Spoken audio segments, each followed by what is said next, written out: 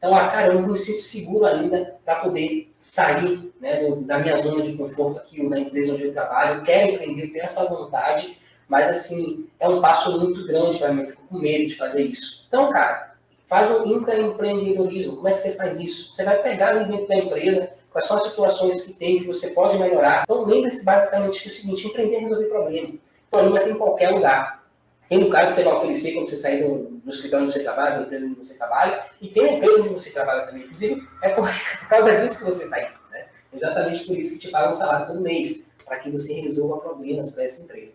Então, você pode ir além disso. Por que você vai além disso? Não estão me pagando, né? Tipo, não estão pagando o suficiente para fazer o que eu faço. Por que eu vou fazer além do que aquilo que estão me pagando para fazer?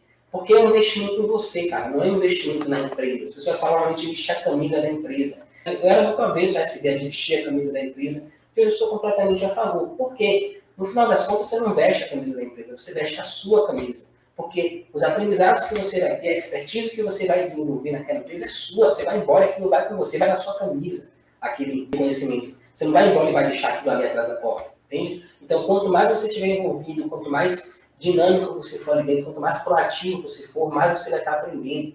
Ah, vocês estão se aproveitando de mim? Cara, tira isso da sua cabeça. Quanto mais conhecimento você tiver, mais valioso você vai se tornar. Você vai ficar pequeno naquele cargo, naquele lugar que você está ocupando. É um processo natural. Você sabe tanto sobre aquela coisa, sobre aquele processo, que não cabe mais naquele lugar.